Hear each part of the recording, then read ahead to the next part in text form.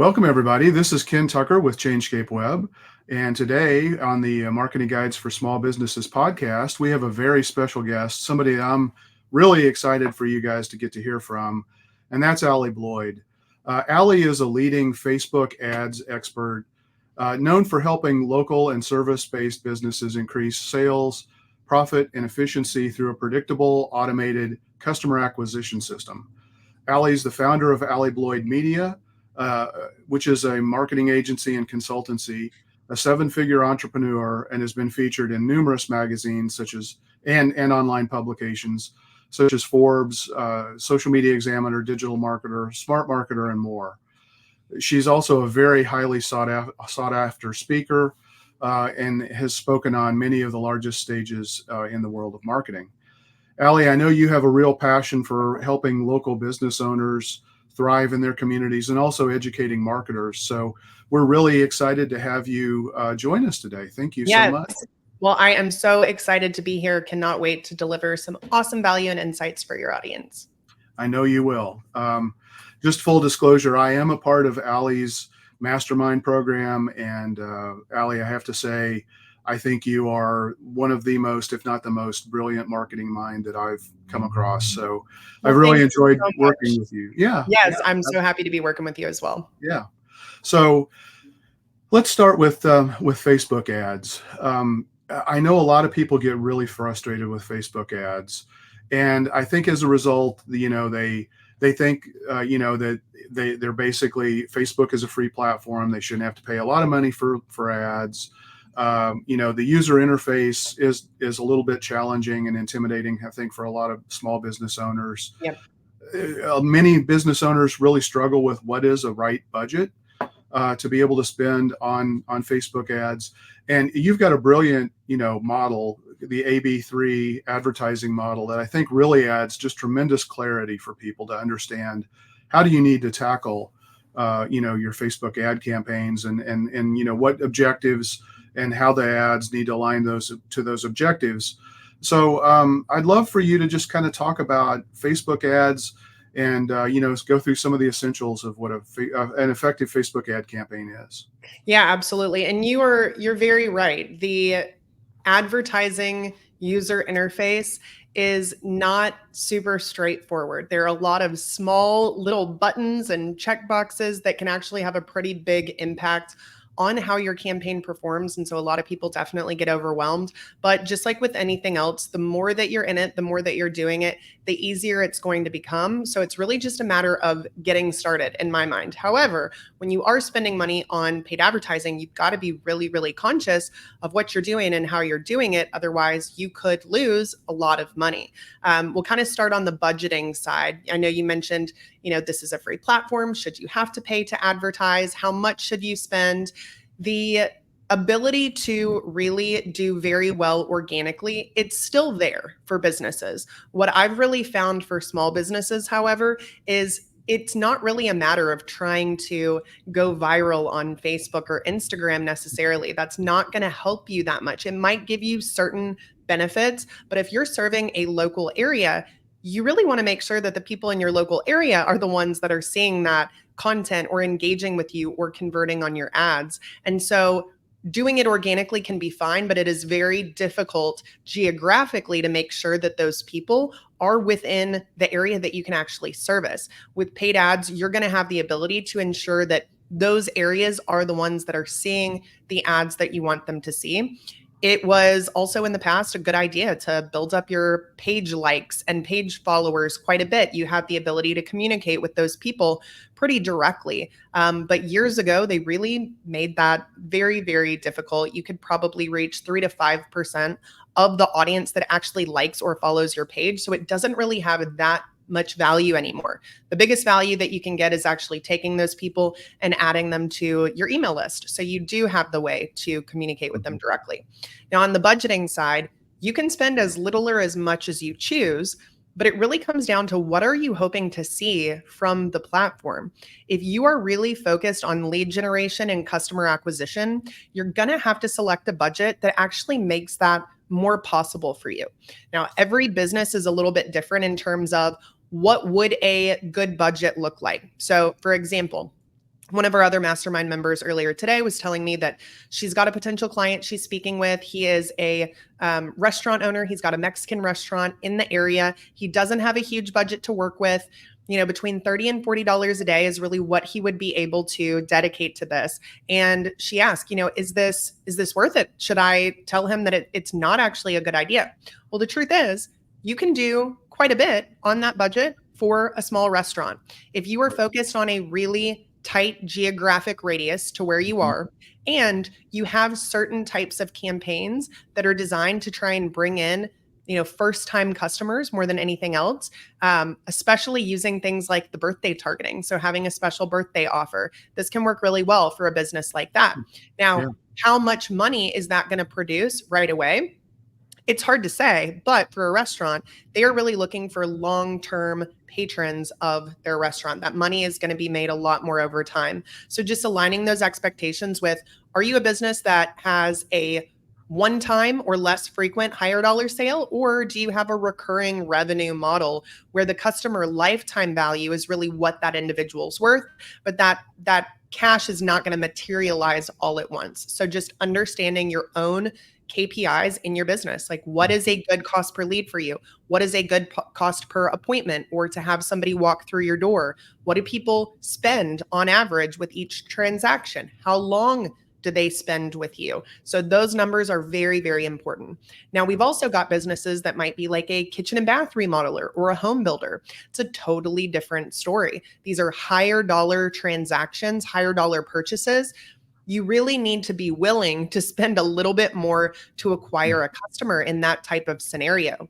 If you are selling $200,000 kitchen and bath remodels, if you're not willing to spend a little bit of money to acquire that customer, your expectations are just not in line with reality. So understanding based on your own internal profit margins and how much time or materials it costs you to actually fulfill on this product or service, what is a good customer acquisition cost for you? And then that customer acquisition cost is going to be the focal point. So we can reverse engineer these numbers to say, okay, if this is our customer acquisition cost, what percentage of our appointments typically close?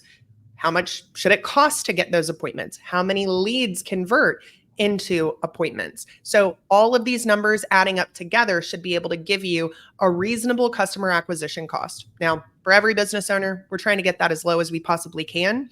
But Ryan Deiss has said in the past, and it's something that's always stuck with me, the person who can pay the most to acquire the customer wins. And that is more so true today, I think, than ever before, because a lot of businesses are too hesitant to actually spend what they need to spend to acquire a customer. So they actually waste more money because they're trying to go too small, and their competitors end up converting those leads and customers instead. So I normally recommend that if you are focused on actual lead generation and customer acquisition, you need to be able to spend at least $1,500 a month. Now, that is not true across the board in terms of, can you get leads for less than that? Well, absolutely, you can get leads for less than that.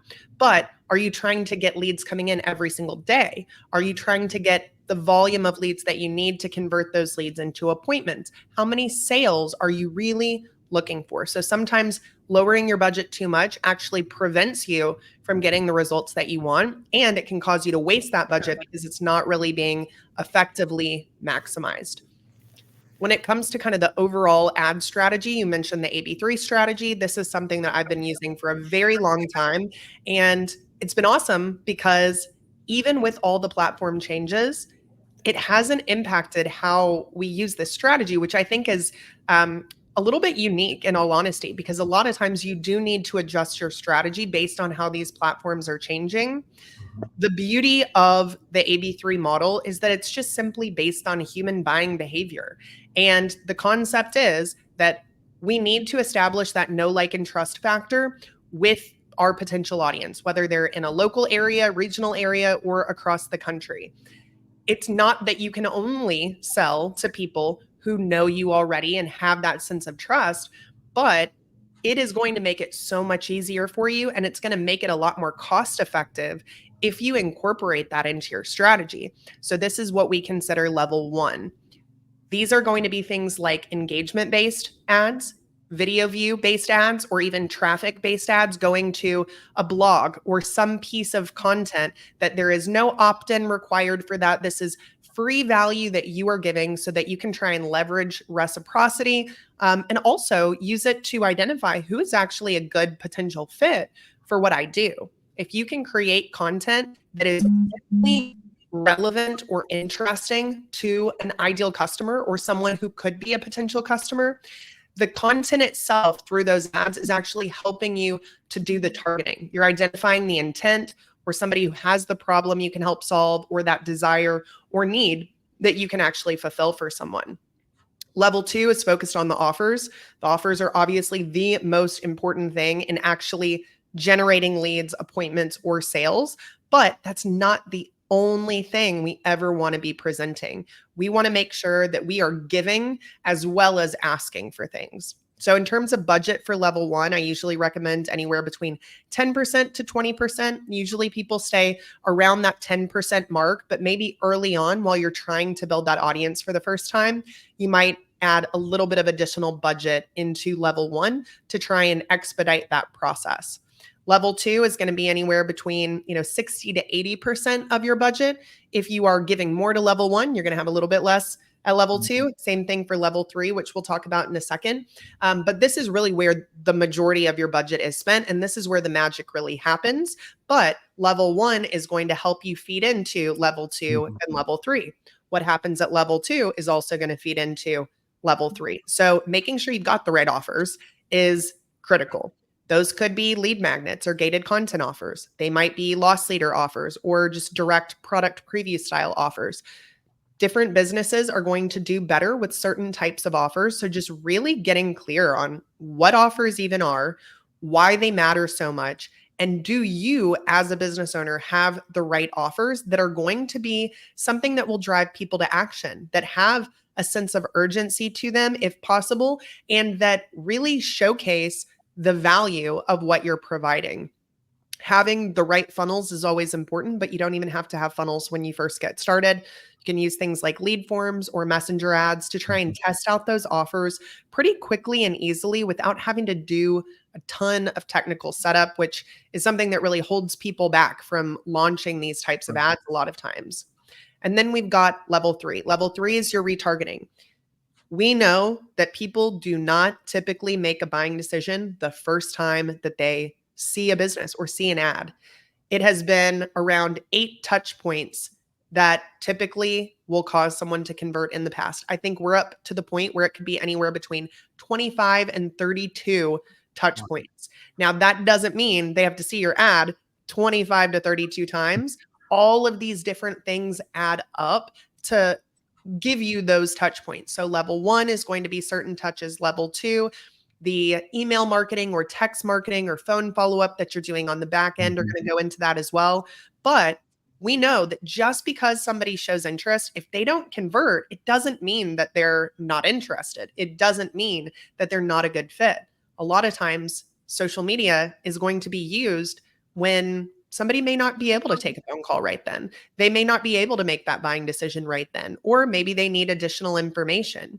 So level 3 allows you to maximize everything you're spending at level 2 and also maximize everything that you are spending anywhere or any time that you are putting into things like organic SEO or Google Business Profile SEO. If somebody's going to your website and they do not convert, we don't want that to be the last time that they see you or hear from you. This is something that will allow you to really kind of scoop up any potentially lost leads and get a really good cost per lead and just maximize your budget overall. So same thing at level 3, anywhere between 10 and 20% of your budget. If you've got a smaller retargeting audience when you start, as most people are going to have, you don't need to spend too much. Otherwise, you're really going to saturate that audience very, very quickly, and it's not going to be a huge benefit for you long term. So we just want to make sure that that budget is aligned with how many people we estimate are going to be in this audience as a whole. But this could be people who are watching those level 1 videos, clicking on your blog content, engaging with your page, engaging with your level 2 ads, going to your website through any type of marketing or organic search. So this is really where we make sure that every single lead that we could generate has been generated at level 3. And these are sometimes the easiest ads to launch. If you've been doing any other type of marketing and you don't have retargeting ads set up on Facebook and Instagram, this is like a very, very easy way to get started. I know a lot of businesses that spend pretty good money on Google ads. They're not doing anything on Facebook and Instagram. Setting up that campaign can get you immediate high intent leads at a pretty low cost. So definitely a great starting point for somebody who's just dipping their toe in the water. But the way that this works best is when all 3 levels are used. And then, like you mentioned, there are different ways you're going to set up those ads based on those different levels, different ad objectives that you'll use, because they ultimately have different goals. We're not really looking to generate leads at level 1. So we're not going to be judging those ads based on how many leads it generates. We're definitely looking at cost per lead or cost per conversion at level 2. And then we'd also be looking at those things on level 3. But just because the audience sizes are different, the amount of money that we're spending is different, we're going to have some different ad structures or campaign structures on those to make sure that we're giving Facebook what it needs to do the very best job with our budget. Yeah. Yeah. I know I've heard you say in the past, and I don't remember the exact numbers, but like the people who take action right away typically is like maybe 5%. And if you add the remarketing into it, you can actually nudge that up to like maybe 15% or so. I don't know if those are the exact numbers that you've talked about in the past, but that's a huge improvement. It is a huge improvement. Absolutely. Yeah. So we had somebody who set up their first retargeting campaign, I think within the last week. Their typical cost per lead was anywhere between, I'd say $10 with the ones that were performing best, but it could also be up to about $35. Their level 3 campaigns are producing leads less than $3 right now. I've also got electric companies that we've worked with that do a lot on Google ads, and setting up their first retargeting campaign, they're getting leads for less than $10 a piece, which is much lower than what they typically see when they're running things like Google ads. So definitely an awesome piece to add to any business, especially if you've done any other type of advertising. But even if you haven't, that level 1 and level 2 is going to give you what you need to have that audience for level 3. Yeah. Awesome. Thank you. Yeah. Yeah, let's maybe shift to video ads a little bit on the Meta platforms, Facebook, Instagram. Allie, can you share any recommendations or best practices for the essential, what you need to do to get into using video ads for small business applications? Definitely. So video ads can absolutely work really well. I do like to make sure people understand it's not critical that you run video ads. There are image-based ads that can outperform video ads any day of the week. However, video is super important. It's the most consumed type of media that we have in our world today. And it also has benefits that the other creative types don't have. The ability to build that know, like, and trust factor with somebody is so much easier through video than any other medium. People like to see a human being. They like to hear the voice of someone who's speaking. They like to get to know you or feel like they get to know you.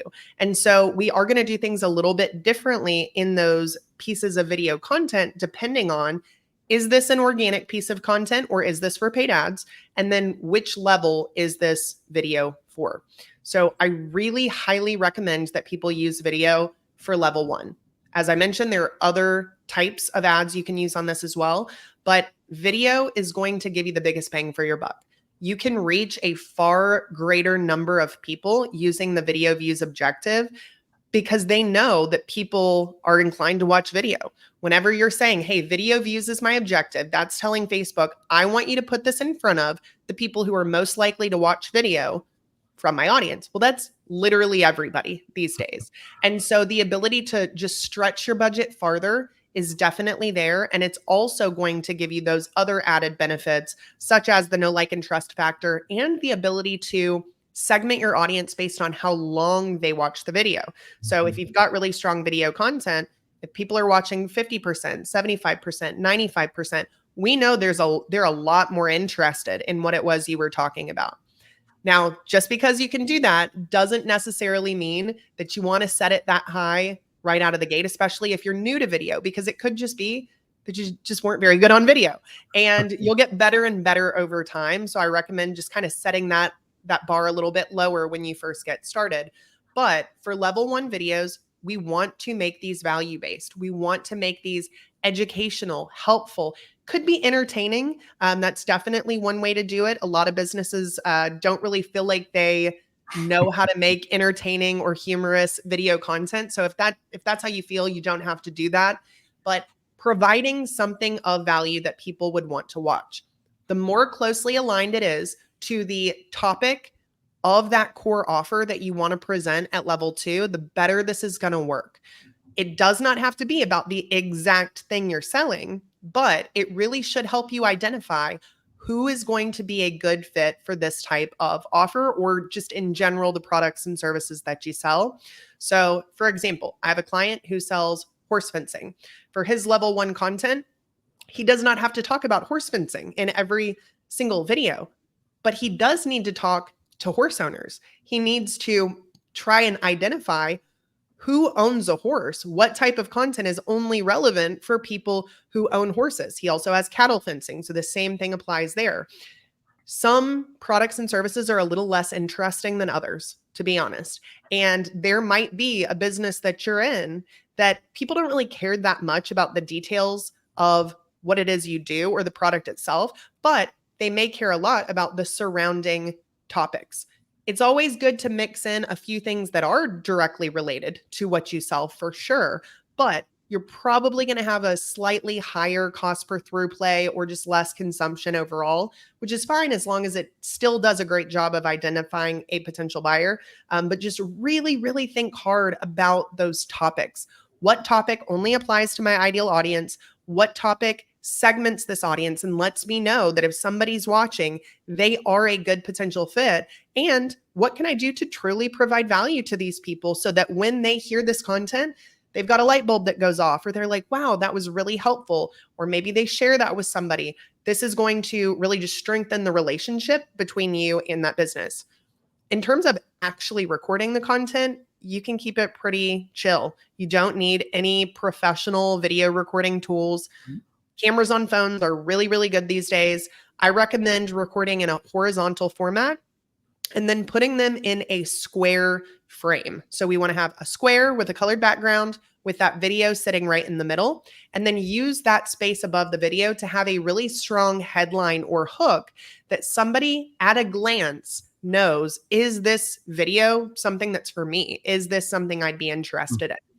Always add captions or subtitles to those videos, because about 80% of people are typically scrolling with their sound off. They may turn the sound on if they click on something, but they might be sitting in a business meeting and not really paying attention and scrolling, and they can't turn that on. So just making sure that anybody can still get the content of that video. Length of time can vary. It used to be that we could only do up to a minute.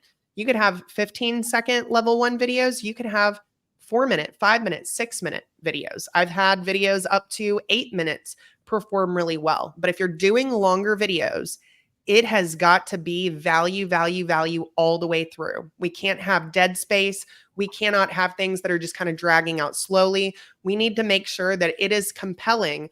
Otherwise, people are going to stop watching. But if they are really into the content, and if you need that much time to explain what it is you're explaining, then the length of time doesn't really matter as much. We also don't really want to use these videos as a way to pitch our offers. You can always have a soft call to action at the end. If somebody wants to learn more about how you can work with them or help them, we don't want to make it harder for them, but that's not the goal. The goal is that value, building the audience, reciprocity. And so those are the types of videos I recommend for level 1. For level 2, it's very different, because our goal is to get the lead, to get the conversion. These videos are going to be a lot more direct offer focused. And you can still use education mixed within those. But our goal is that somebody watching this video knows what we want them to do next, knows why they need to do it. And then level 3, video can also work well there. typically, because this is retargeting, we want to reference the fact that we know somebody already took an action, whether that's going to the website or engaging with our content or page or watching their videos. So letting people know this is a retargeting ad is a good way to go about this. We also want to use a sense of urgency or a sense of exclusivity, something that gets them to try and take action right away, because we already know they've had the opportunity and they haven't done it yet. So what is standing in their way? Now, this could be video testimonials. Video testimonials can work really well at level 3. You don't even have to be in the video at all. But it could just be a very short, talking head, face to camera style video that's referencing, hey, if you're seeing this ad, there are still a few spots available for our in-person seminar this weekend. If you haven't signed up yet, now's your last chance. Go ahead and click the button and make sure that you reserve your seat before we're full. So that could be the whole video, could be the whole script. If we're talking about video ads in general, YouTube ads is also something that we've gotten a lot more into over the last year and a half. And this is going to have a slightly different script, different format. People are not scrolling on YouTube. They are there to watch a video.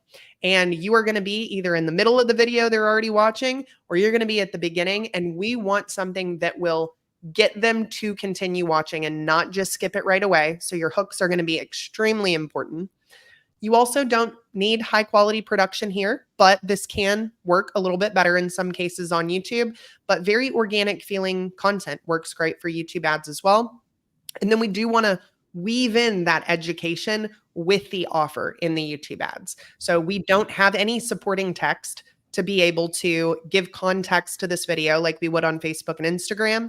And we also don't necessarily have that ability to kind of build that audience necessarily in the same way. So just trying to combine almost the concept of level 1 and level 2 is what can give you a really solid YouTube ads video script. But in general, I just recommend identifying what style is going to work best for you. If you have no interest in ever being on camera, could it be somebody who's within your business that is fine to be on camera? Or do you just do text on screen style videos? Do you do B-roll style videos? That is something that anybody can do. And you can do it really easily these days with all of the different video platforms that make this simple. Just keep in mind that people connect with people. So the more you can incorporate a person, even if it is an AI video avatar, and this is the avatar that you use in all your videos to represent your company, people do have a tendency to just connect more when there is an actual human in that video. You also can take short form video styles like things you would see on TikTok or Instagram Reels, and you can use that same style of video as well in your paid advertising. Skits, funny skits can work really well. If you're both characters, you can do that very, very easily. You also can do things that are just B-roll with some text on the screen, and those can also work well. So lots of different video styles, but I think the most important thing is that you know, where is this video going? What is the purpose of this video? What's it designed to do? And then making sure that you're recording kind of within those parameters, and that you simply get started and you start testing it, because you're not going to find what works best for you if you're not using video content in your advertising. So just do it and you will see the data, you will learn from those things, and you will get better as you go. So Allie, YouTube ads, you talked about them. So in a lot of small businesses, they don't use them. So why should a small business be utilizing YouTube ads, and where do they fit in the sales funnel? Yeah, so I agree. There are not nearly as many small businesses leveraging YouTube ads. And that's one of the reasons why businesses should go ahead and get started with this.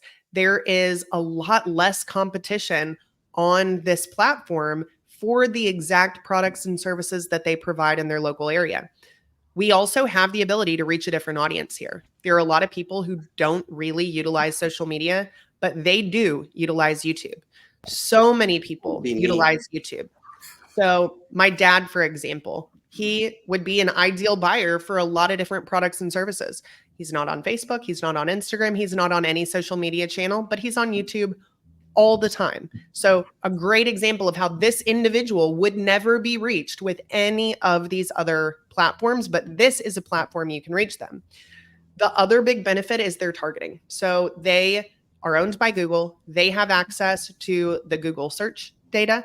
They have access to a lot of demographic data that Facebook and Instagram may still have access to, but they do not make it as easy as they used to be able to target based on those pieces of information. And so targeting wise, you've got a lot of cool options. You can target based on what people are in the market for, based on their search history or their YouTube watch history. You can advertise in front of specific YouTube channels. If somebody's going to a channel that is very much aligned with what you do, and you say anybody watching these videos is a great potential customer, go ahead and advertise in that way. And then you also can do things that are similar to what you would do on Facebook with lookalike audiences, custom audiences, things like that. So targeting wise, they definitely are a step up from what we can now do with Facebook and Instagram, because they have slowly removed so many of those targeting options that they once had. I think the other reason to go ahead and do this is because this may be one of your best platforms, but you will never know if you don't actually give it a try. Most businesses who've kind of dabbled with the idea of doing this haven't done it because they don't know how to set it up on a technical level, but you don't have images and text really to fall back on.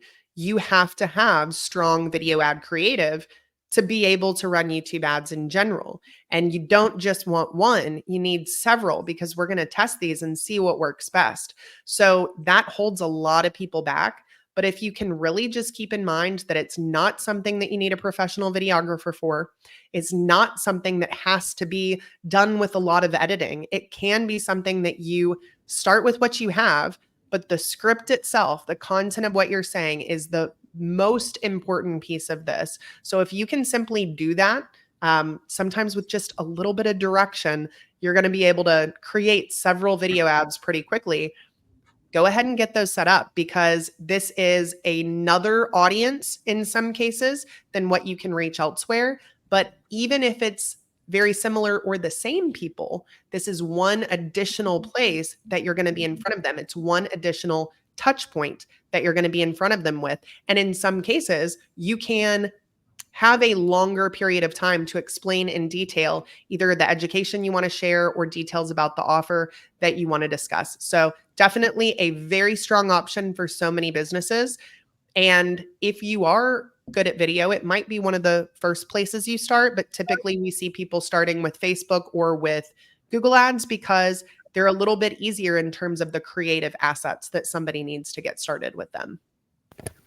You know, I think that's a good point about the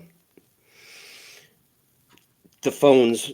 The cameras on phones are really good, and if you're someone that's comfortable on camera, video ads, YouTube ads, they can actually be easier than other type, because you get on camera. If you're comfortable on camera, you get on camera, you do a video, and there you go, you're done. You don't have to create these images or these other creatives. Yeah, absolutely. I think a lot of people are intimidated though by being on camera initially. So, I think you've talked about this, Allie. I mean, the key thing is just do it, because if you never do it, you're never going to start to get comfortable with it. And the more you do it, and after the third or fourth or fifth time, you may not even think about the fact that you're on camera anymore. Absolutely. There are a lot of great ways to make this easier. You've got teleprompter apps where you can read scripts. You've even got eye contact correction tools that you could be looking at the script and reading from it, and it'll make it look like you're looking directly at the camera. You also can add B-roll in places where maybe you were looking at the script and not at the camera. So whatever you can do, there is a way to make that work. I think as long as you're focused on that script first, it's going to be much easier. You can do these in very short sections. What I typically do for a lot of my video content is I'll have my script. I will look down at the script and I'll memorize the line. And then I'll look up at the camera and I'll deliver the line. Then I'll go back and I'll look at the next line, do the same thing, go back up and deliver the line. And it takes a little bit longer, but really not that much time. You can take that one video file and remove all of the dead space, all of the filler words, any of those word gaps in seconds using tools like Descript and a lot of other video editors these days. And so you don't have to do a million takes of these different things. Even just having one video file, no matter how much you pause or you stop and restart, it doesn't matter because those are all going to be taken out in the editing process anyway. So just getting comfortable with doing scripting and then looking at the script and then delivering it to the camera in whatever format works best, whether you're outside, just kind of on the job, those can work really well. Could be sitting in your office and you just add some B-roll and some, animation to make it a little bit more exciting. Lots of different formats can work and none of them have to be complicated. Just watch out for wearing glasses and doing the eye contact correction. Sometimes you get your eyes moving in different directions. I'm sure. That's funny. Allie, you broached the Google Ads topic a little bit, but Google Ads have traditionally been a very strong place to advertise. And of course, after COVID or during COVID, prices started to go up significantly when people started to put more money towards there and competition went up. What place does Google Ads still have with small businesses, and how does it fit within an omni-channel approach? I definitely think for certain businesses, Google Ads is the first place that they should start. Now, every market is a little bit different. There are certain markets and certain industries within those markets that the competition is just astronomical and the costs are really, really high. Now, that doesn't mean it couldn't still be profitable for you, but it's even more important that the landing page that you're driving them to is very optimized and that every single lead that comes through is contacted immediately, that you are working those leads really diligently so that you can maximize what you're spending and still get a return on investment from that. There are great ways for people, even in high competition industries or markets, to use this. So for example, if you're a lawyer and you're in a big city, that is, especially like a personal injury attorney or something like that, very, very, very competitive. If you are trying to work on your organic SEO, you may not be able to make a dent in that because people have been working hard on that, putting a lot of money and time towards it for 10, 20, 30 years in some cases. So you might not really be able to show up very easily on search, even though you need to be there, because when people are looking for somebody like you, they're going to search for that. And so this still could be a great opportunity to be a part of search marketing. You're paying for it instead of building that organically, but you may not really have another option. Now, Google Business Profiles are also a great way to do this, but in some cases, there's a lot of competition in those same markets as well. And so if you know that you have a product or service or industry where people are searching for this when they need it, you may really, really, really want to look at this first. It can be pretty easy to use Google Ads. There is not a lot of creative, if any creative in most cases, that goes into this. You're going to have your headlines and you're going to have your short body copy. So it is not a lot of text either. Now, sometimes limited text actually makes it harder to really put together something very strong because you've got to be super intentional about every word. But I do think in terms of actually creating the ads themselves, it can be quite a bit easier. The tracking is something that most people struggle with to set up on any platform. So you do need to make sure you have the proper tracking in place. But I do think for any industry where people are already looking for what you do, it is something you really want to consider. This is something where, let's say you've got like an emergency service. Maybe you are an emergency remediation company or something like that, or you are a company who deals with mold, okay? You still can utilize things like Facebook and Instagram in your marketing strategy, but in large part, people who know that they have this problem, they're going to be contacting somebody right away because this isn't something that they really want to, take time to sift through all the options and decide, should I do this? Should I not? They know they have this problem. They know they need somebody to help them with it. They're going to be searching for that. This is probably a bigger part of a strategy for a business in that space. But Facebook and Instagram can also be really, really effective in just making yourself stand out from the competition. Establishing that relationship with people even when they're not looking for it, because not everybody is even going to be searching for something, even if they need it, even if they think about it every single day. And so social media is perfect to be able to get in front of those people either before they have the need or while they're thinking about that need. So if you can do both, definitely ideal, but just really ask yourself, do I have a product and service that when somebody needs help with this, they're going to try and take action on it right away? If so, Google Ads absolutely is a place that you want to focus. And then after that, you can shift over to social media. And I think that's really the way that I would look at it. But ultimately, for most businesses, I think Google Ads is definitely something that they want to consider. The question is, at what point do you start to implement that into your strategy, and how much budget do you want to give it? So I think really focusing first on those higher value products and services, the things with the best margins, or maybe the things that you know people are searching for in just higher volumes, being able to try and capture the leads and the traffic that are coming through those search terms is a great place to start, because even if you have fewer of them, they may be worth a lot more to you. Or maybe you have kind of a unique product and service that a lot of your competitors don't have. Focusing on some of those terms as opposed to the terms that everybody else is going to be using can give you a great opportunity to leverage this without really spending too much money. That's awesome. Yeah, one of the things we found too in highly competitive markets is to actually pinpoint neighborhoods that are not as competitive and put more budget towards those instead of competing on the large budget areas where lots of competition exists. So. Yeah, I think that's a great tip. So a lot of different ways on any of these platforms to get really specific or to go a little bit more broad. I think the primary downside of Google Ads in my mind is that you are limited to the number of people that are searching for the things that you are advertising for. There's not a lot of search traffic for any of the products and services that you have within your area.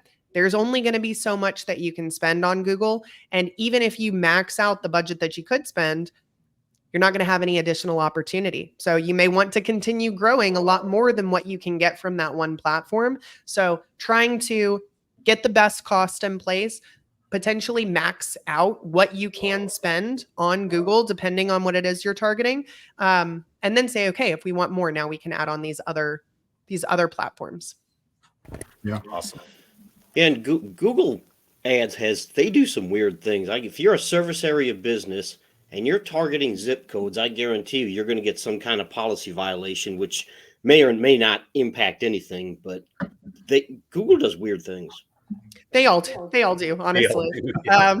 Weird glitches, weird flags for things that don't really apply. I think these platforms have definitely taken a non-human approach to most of those things. And so depending on the industry, especially, you're going to get rejections. You're going to have to appeal things and republish things. And, you just kind of expect it, I think, at this point. But they all have their own way of doing things. That's for sure.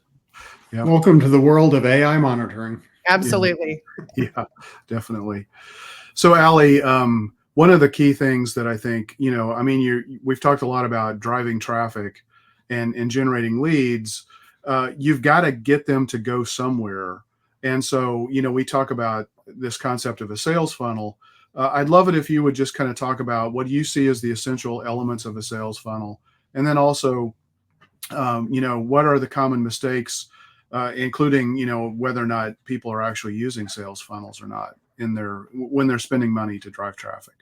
Yeah, absolutely. So essentially, for people who aren't familiar, a sales funnel is just going to be a series of steps that you get someone to go through sequentially. And the benefit of using a sales funnel is that there is one primary message. There is one action or decision that they can make. And they are either going to take that and make that decision, or they are going to leave. And you can get people to do the exact things that you want them to do by putting these pages into a sales funnel. Ultimately, it really comes down to your offer. There are different types of funnels that are more appropriate for different types of offers. So it all starts with really identifying what that offer is. Now, you can have sales funnels that are very short. There's not a lot of text on them, and they can work really well. There are also some that need to be longer form in terms of the copy or the words that are on that page. There are certain funnels that the video is the most important thing, and there are other funnels that don't really need videos to perform well. So identifying what that offer is and asking yourself, what are the steps that I want someone to take if they want to claim this offer, and what is the order of those steps? And then ultimately, where do I need to get them to actually make a sale? So many businesses sell based on conversation. So they cannot sell to someone if they don't have a conversation with them. Yet most of these businesses are not driving people to a conversation. They are saying, here's a link to our website, or you can call us, go ahead and call us. Well, that might work in certain scenarios, but there are also a lot of times, like we talked about earlier, where somebody can't take that phone call right away. So I definitely recommend that if you have a business in which you need to speak to someone by phone, through Zoom, or even at their place of work or their home, that you add in self-scheduling to your funnel. Let someone either request an appointment, even if that's not an automatically confirmed appointment, or go ahead and just book a time to talk. This will get you more leads going to that next step where you have to get them there in order to close the sale. So really thinking about where is our ideal selling scenario and how can we get more people to that specific step. And then also not assuming that people understand the value of what you're going to provide. This is a big one. A lot of people are just like, oh, get a free estimate, get a free quote. Okay, well, that might be the next step they need to take, but is that really the offer? What are the details of what you're doing at this meeting, at this appointment that will provide value to the person that is going through this process? So really getting clear on all of the individual elements of everything that you do and how it provides value or a positive experience to the person who is taking that step. That's an easy one for most people to do because so many businesses have an appointment of some form or a conversation that has to be taking place. Now, if you sell products, those products are also going to be able to be set up in a sales funnel. The question is, if somebody buys this first product, what other products are appropriate for them? What does this purchase tell me that they may also want or need? Or how can I simply sell them more of the same product that they just purchased to increase that average order value and maximize my return on investment? So very simple 2-step funnels can work. Usually most of ours are 3 steps. It's going to be some form of an opt-in, then usually a scheduling and a thank you page. For product-based or direct sales-based funnels, it might be 10 pages, depending on how many things you're presenting. But I recommend keeping it simple first. Like we mentioned earlier, if you don't know if this offer is actually something that's going to work for you, you don't know how much people are going to want it, I would not spend too much time building out a lot of pages and funnels because you may just have to redo all of that. So it's wasted time, wasted money. Starting with things like lead forms, which you can do on a variety of platforms, can be a very easy way to get started. And if you're seeing good results from that, then okay, people are interested in this. Now I should probably go ahead and set up these pages. Because the benefit of having those funnels and those landing pages is that you are going to get higher quality traffic typically than you would with lead forms alone. Now, that's not 100% true across the board, but overall, if there is more friction, if there are more steps for somebody to take advantage of what you have, the people who take those steps are more serious. It also will allow them to be redirected to that next steps page, that scheduling page, or that additional checkout page automatically without them having to take another manual action. So it can increase your appointments as opposed to just getting you more leads. So just starting simple and then adding the friction or the complexity in as you go once you already know that this is something that is going to work well for you. So I think we kind of covered, some different mistakes that people make in there. I think probably the biggest is that they don't follow up with their leads. This is a huge problem in so many industries. Business owners, I think people in general, we're such a technologically advanced world. We can do things in an instant. We'd like to believe that we can do everything without having to talk to a single person, without having to lift a finger. And while there are absolutely cases in which that is true, if you're spending any money driving leads on any platform or sending people through your sales funnel, you need to prioritize follow up to those people if you want to make the most money. And that needs to be outbound phone follow up. This is really, really important. And so many people they don't want to do it anymore. But email and text message as well. Text message is hugely beneficial. If you're not using text message follow up or any form of text message communications, you need to do that. People are very likely to open their text. The They don't really leave a ton of unread text on their phone. People are more likely to get into a conversation with you through text. Even if they're busy doing something else where they may have not answered the phone, they will text with you, and you can still sell people directly through text or get them to schedule that appointment through text. We also have great opportunities for AI to actually handle all of those text message conversations, which means that you can have really a 24/7 sales agent monitoring all of those conversations and getting more money coming in or more appointments coming in. So whether it's you doing that personally or somebody on your team or using something like AI, it's something that really needs to be done if your ads and your funnels are going to perform at the highest level. Yeah, we had Jay Bear on about 6 months ago or so, talking about his book, Time to Win, and it's all about speed of response. And if you're the first business to respond, you're much more likely to win that business. Absolutely. So having a system in place to be able to do that is really important. But the other thing that he found is that, which I think is fascinating, is you can be the first to respond in the most expensive, because price really starts to play a lot less of a role because you did respond more quickly. And so price, the speed of response has become as important, or maybe even more important than price, for a lot of people, which is huge, because so many businesses feel like they have to rush to offer the lowest price to be able to win the business. And that's not a sustainable long-term business model. Definitely not. I think you're absolutely right. And at that point, they haven't gotten a bunch of quotes or pricing yet. And so price is really only going to be compared when they have something to compare it to. If you can go ahead and establish that relationship, get that conversation started, get them to the next step, you are going to be able to show them the value that the price represents, as opposed to trying to compete with people that maybe offer half of what you offer. And that's why the price is so much lower. So being able to really win the business on your own merits, I think is very important. And especially depending on what it is you sell, sometimes people need things and they need them really quickly. They don't have time to wait around.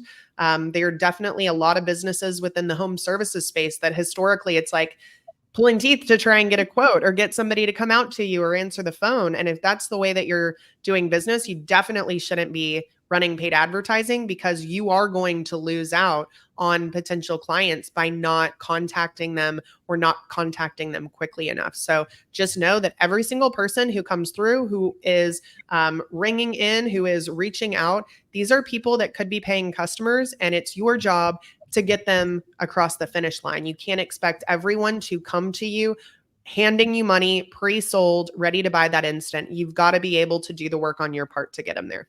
Yep. So Allie, we only have a couple minutes left. Just wanted to see if there's anything that we haven't really talked about that you think is super important to share with our audience today.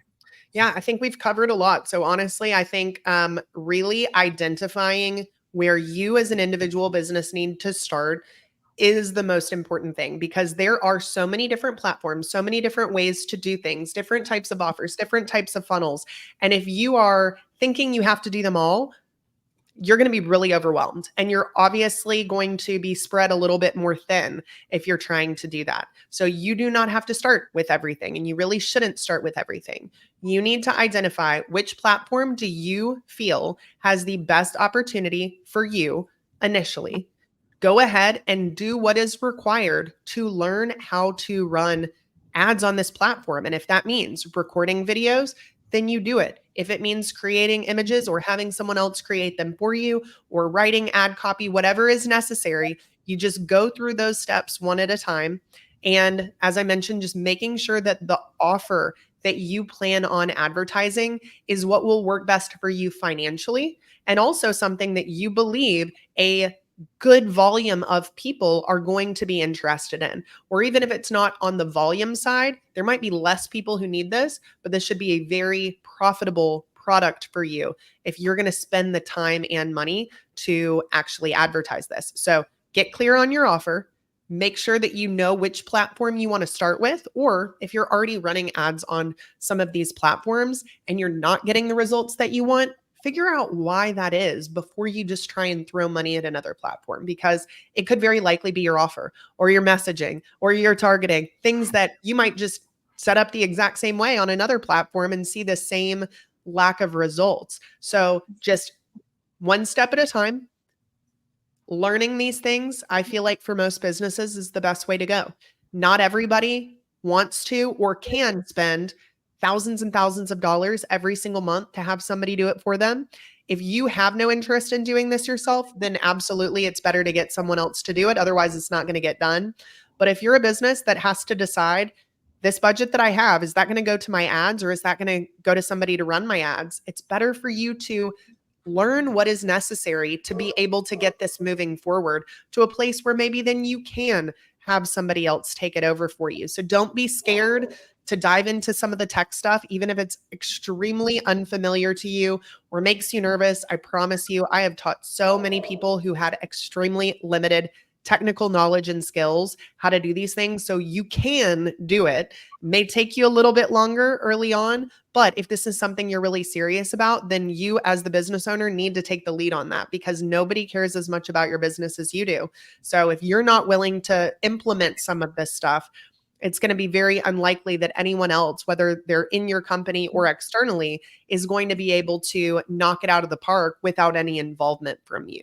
So just kind of take ownership. Like, every business is in the marketing and sales business. It does not matter what you do. Those are the two things that every business needs. And without those two things, your business will fail. So get really serious about it. And whatever it is that you need to learn or get more familiar with doing, you just start doing it, because you have to start somewhere. So I believe every business, for the most part, should be advertising. This is how you get more clients. This is how you sell more. This is how you grow a business without relying on, external forces to just bring you clients that may or may not ever show up. So take control of your own business's future and just start with the offer, identify the platform that you want to begin with, and then follow the steps of getting that launched, tested, and try and improve those results as much as you can before you shift over to something else, or you're probably going to get mediocre results in everything you do, because nothing has really gotten the time and attention that it deserves. Yeah. Allie, this has been amazing. Thank you so much for sharing Absolutely. all of your insight and wisdom. Every time I, have a chance to listen to you, I just learn so much. So I really appreciate it. I love it. So glad to help. Yeah, absolutely. So how can our viewers and listeners learn more about your agency and your consultancy? Yeah, they can go to alliebloyd.com. So ALLIE, B as in boy, LOYD.com. They can also check out my podcast, Marketing Inc. I also have a YouTube channel with a lot of really, really valuable content. You can just search for me at Allie Bloyd. So I think those are probably the best places to go, learn, definitely get some valuable free content, free resources to help you at whatever point you are in your marketing journey. And I'd love to speak with anybody who is interested in diving into it a little bit more. Okay, awesome. Ian, you want to take us out? Sure. Thanks to our viewers and listeners for joining us today. Thank you, Allie, for joining us. This has been absolutely fantastic. We invite our listeners and viewers to submit questions. If there's a burning marketing issue that you're dealing with, send it our way and we'll cover it. And if you're getting value from this podcast, be sure to share it with your colleagues, friends, family, dogs, cats, squirrels. And be sure to review the podcast as well. And until next week, folks, keep calm and market on. Bye-bye. Goodbye.